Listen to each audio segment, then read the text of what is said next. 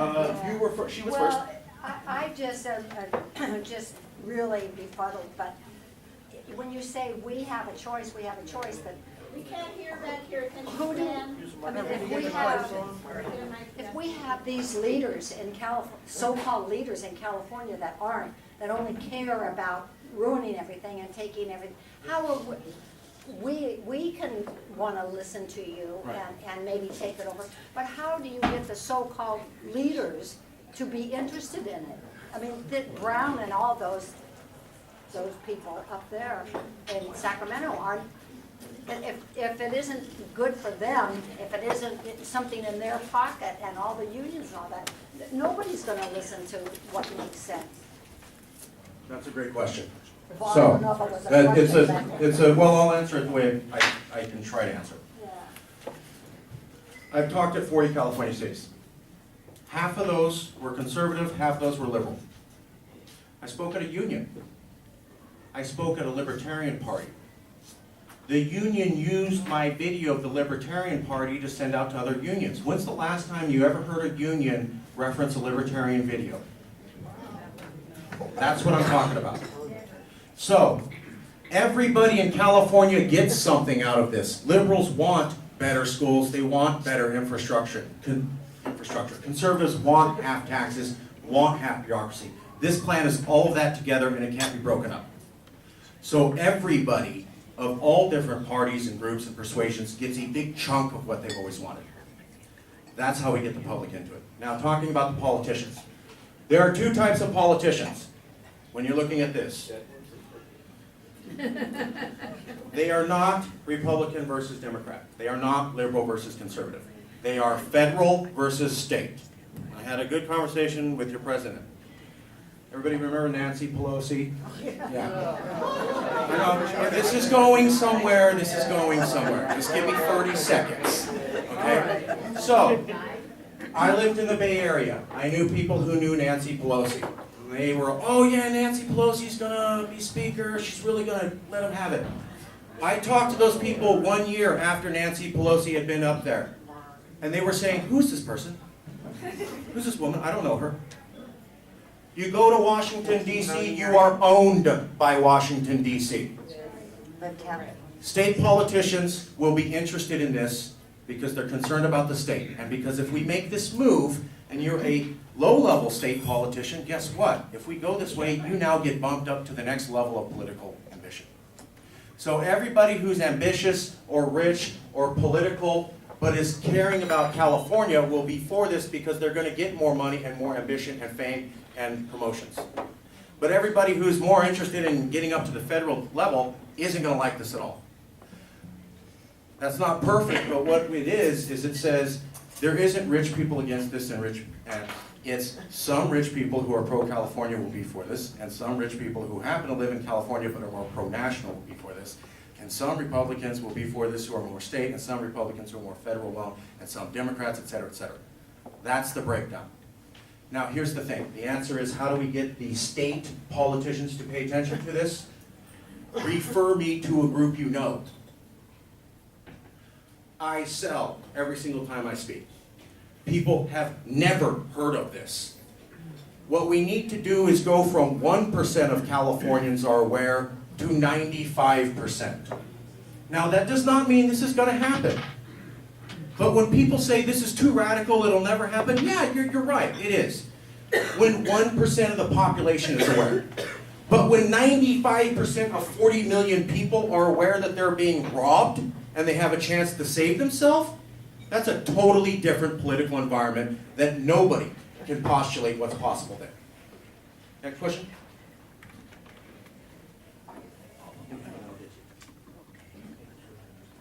Well, you mentioned that some of our problems started about 30 years ago. Yeah. That roughly coincides with the passage of Proposition 13. Yeah. Over the last couple of years, and it's picked up a little bit within the last year, especially with the Democrats taking supermajority control, that a lot of these folks are saying, oh, all of our problems basically started and ended with Proposition 13, and they want to do away with that or make some major modifications to that. So Okay. What is your belief on that? Do you believe that that's going to happen? And if that does, what is our what is the state going to look like? I'll answer that as best as I can. I have not studied Prop 13 and I didn't write about it, so I don't want to make a direct comment on that. I'm trying to keep it to things that I've spent 6 years researching. What I can tell you is that whatever they decide with Prop 13, we're talking about a couple $1 million.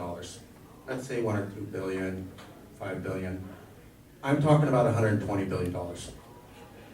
Let's talk about the giant meal at the table instead of scraps. That is important, and that is an efficiency. But it's only going to result in a couple $100 million, maybe a couple billion. Let's go for the 100 billion.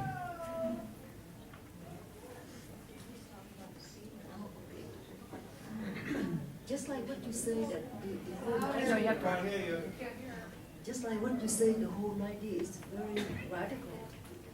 And I question about the fact that how it is fit into the United States Constitution and how practical it is, because you are not talking about secession at all from the U.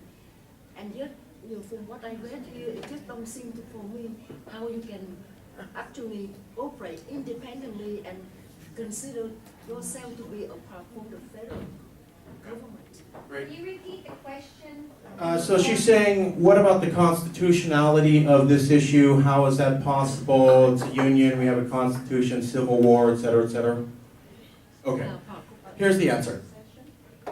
I'm not talking about secession, I'm talking about subnational sovereignty. The military and the dollar stay intact. Those were mechanisms that were never allowed during the actual Civil War. So any of the things that happened with that ugly, horrible period literally aren't even available. You can't even do it. That's why 25 nations around the world use this system. And when you go back a century before, there's another 25, because it is stable. So here's the answer. The Civil War said, by precedent, that when a state joins the Union, they cannot then leave the Union. That's true for 48 states. 2 states out of 50 never voluntarily joined the Union. They were separate governments. They had relations with the U.S. federal government, and then the U.S. federal government militarily invaded them, conquered them, and forced their people to join the Union. Texas and California. That never happened. Texas and California. Yeah, California and Hawaii. They were both independent governments. The U.S. government knew them, and then the U.S. government militarily conquered them and said, you're ours now. Now, if the Union's strong, because 48 states voluntarily joined, went through the accession process, and followed the Constitution, then that same Union cannot say that 2 people who don't follow the same place are appropriate. You cannot say the Union's strong because everybody does this version, oh, except for these 2 people, but we're still strong. No, doesn't work. President Clinton admitted that the way that Hawaii became a state was illegal. California was the exact same way. British legal scholars have already pointed this out. Foreign ambassadors have already pointed this out.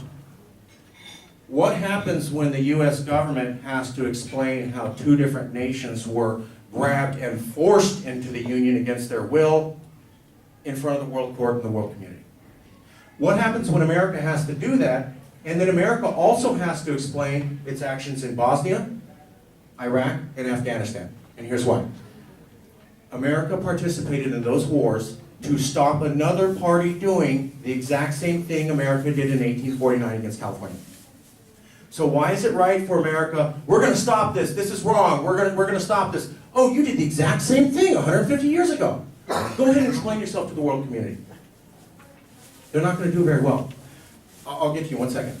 The closest modern example to how America grabbed California into the Union is the way that the USSR invaded Afghanistan in the 1970s. Some Afghans moved to Russia.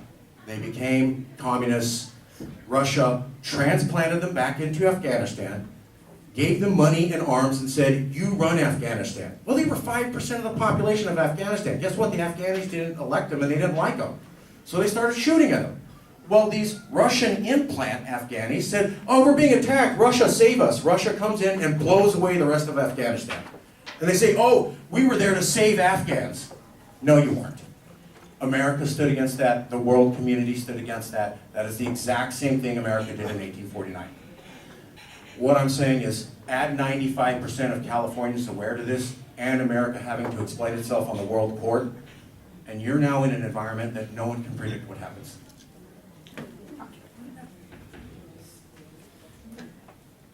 Just change direction a little bit. Question about how the reaction you get from people who are from California versus people who are from somewhere else. A lot of us who are from California, like myself, we notice that some people who are not, some people who are, but some of them are not like, we don't really care about California. We want to move somewhere else, or we don't really care what happens to it. We just live here. So I wanted to know if you got a different type of reception from those two groups. And secondly, the only thing I get that, you know, we got to stop being milked and all that, but do we really want to be Geneva? I mean, what if we don't want to be an internationalist place?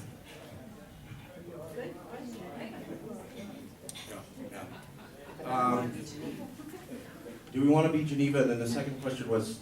Native versus transplanting. Okay, so yeah. What I have found is that there is people who are like, oh man, I'm ready to leave. Some people. And then there's people who are like, I'm going to stick it out. And they're not broken into people who were born here or people who moved here. People who moved here, some of them feel that they are hardcore Californians and they will stay here forever. Some people were born here and they're like, I'm moving to Nevada. So it really depends on the person. What I think it is like, if you feel, the best way I could put it, there's a Red Hot Chili Pepper song, Californication. If you feel you've been Californicated, you're a Californian. If you feel you haven't, then you're not. It's the best way I can explain it. The second question was, why do we want to be Geneva? What if we don't want to be? What if we don't want to be Geneva? Absolutely. So, they used to call it the Golden State era, around the 1960s to 1970s. We had the best universities, best infrastructure, best schools, free universities. If you go to subnational sovereignty, you can return to the Golden State era, because you'll have an extra 120 to 150 billion dollars in the ability to use it how you choose. But I want you to picture something else. How many of you remember or have heard about the Renaissance in Venice, Italy, about 1500? Now I want you to picture the California Golden State era. Pretty good, pretty awesome. But I want you to picture the Renaissance of Italy in 1500s. Now I know comparatively things are different because we're talking over centuries, but California in the Golden State era was golden. But Venice is something the world talks about 500 years later. Their universities, their exploration in science, economics, innovation, art, entertainment was beyond what the world had ever seen. It blew people away. If we go with subnational sovereignty, we can return to the Golden State era. If we become the diplomatic center of the world, we can literally become as great as a modern day Renaissance like you haven't seen in 500 years, here, right now, in your lifetime. It's documented in the 30-page section of the book. There's about 20 characteristics that every Renaissance in the last 10,000 years of human history have. California already meets about 10 of those characteristics, and moving to become the new Geneva would meet the other 10. So while it's difficult to say, I postulate that if we move this, you would go from pretty good Golden State to, you cannot even possibly imagine how awesome it would be. That's why we would do it. Next question? We'll just take a couple more. Thank you. Okay, maybe this isn't a very bright question, but let's just go into an idealistic mode for a second and say you reach 80% of the California populace and they're saying, yeah, we want to go for it. So what if the federal government steps in and said, we ain't going to let you? Good point. Good No, point. we're going to declare war, we're going to bomb the hell out of you, we're going to make you not want it. Okay. Whatever, take it back. Absolutely. So, I'm going to repeat again. Subnational sovereignty, the military, homeland security, all security issues, and then all the dollar stays intact. There is no security military thing. So the feds would never even threaten to invade us because the military is already here. They don't need to invade it if they never left. There's no threat there, so that's not a possibility. Now, would America stop us from doing this? Well, I want you to hear a couple things. First, when you go home, don't take my word for it, Type in America hates California. Any internet search engine, Bing, Google, Yahoo, whatever. You will find pages and pages and pages and pages and pages and pages of average Americans just giving their real opinion about Californians. You're not going to like what you see. Now, same thing. Erase the word California and put in any other state, Utah, Wyoming, and type in America hates Rhode Island. You're not going to find any pages. Try it for 49 other states. You won't find anything. It's going to be just California and then nothing. What does that say? What does that say? Now let me throw in a couple more. Like the leper state. Exactly. Now how many of you have heard we're the land of fruits and nuts, right? Yes. Yeah, exactly. Well, guess what? Picture this. Picture this for a second. Now, hypothetically, I know you, we've been friends, but every single day for 30 years, I say that you're stupid and a bad person. And I take money out of your purse. And then later on, when you're ready to go, I go, no, oh no, I love you. I just talk bad about you every single chance I get for 3 decades, but really, we're family. No. Couple examples. Forbes magazine did a study of migration in America. Forbes magazine said there is a bias of Americans moving to California. Americans will move to 49 other states. They don't typically move to California. That's Forbes magazine. Here's another one. Jerry Falwell. All right. George W. Bush. Jerry Falwell helped George W. Bush run, etc. So, part of his reward was that on the official White House webpage for George W. Bush that you pay for with your tax dollars, Jerry Falwell got another page on the official White House website. Okay? He takes questions from callers and answers. Someone calls in. Jerry, let's say a terrorist sneaks a nuclear bomb into California and blows it up. Is that wrong because they're evil? Jerry Falwell said, no, that's fine. On the official White House website connected to George W. Bush, paid for with your tax dollars. Is that cool? Does that sound like people who give, well, I won't use the word, but care about you deeply? How many of you heard of Glenn Beck? Okay, all right. Now, hold on. You got to hear this first. So, a couple of years ago, we had forest fires.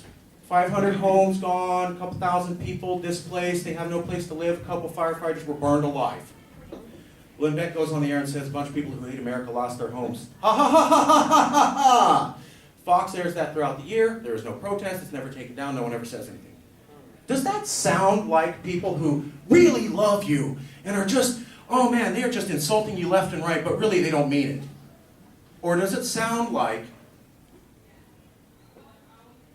an abusive relationship? Well, right, but where I was mostly coming from is they maybe not caring anything about us as people or a democracy in the state of California, but they want our money. Don't they want our money?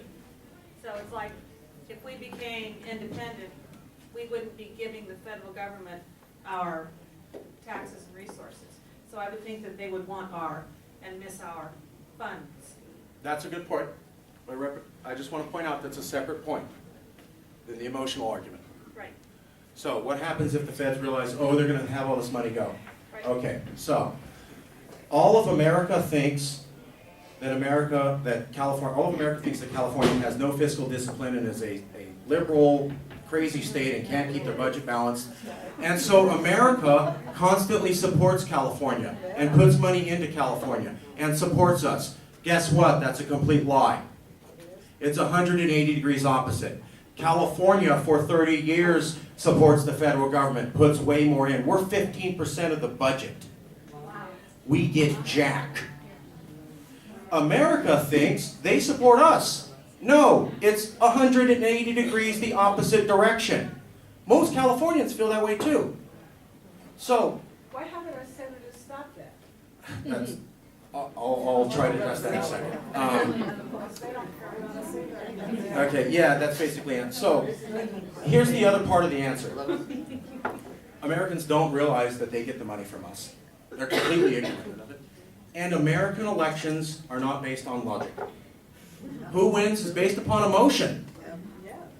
And I just got done explaining how America feels about California. all American elections are based upon emotion. We're gonna win that vote. That's what that means. We'll take one more question. I think that's from back here.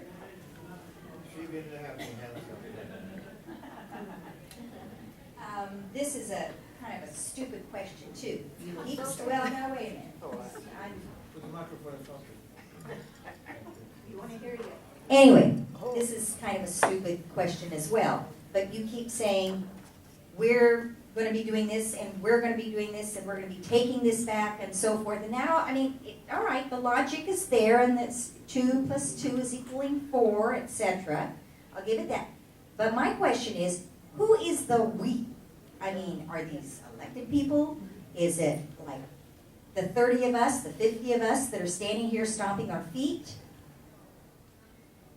Who is the we that's going to be putting this in place?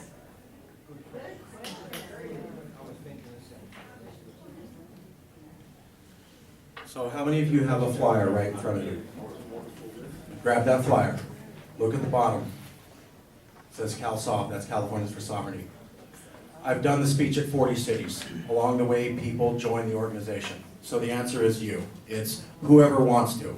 However many of you feel that this is at least worth talking about, and that other Californians have just as much right as you to be informed of the facts, at least, to make a decision for themselves, we'll do that.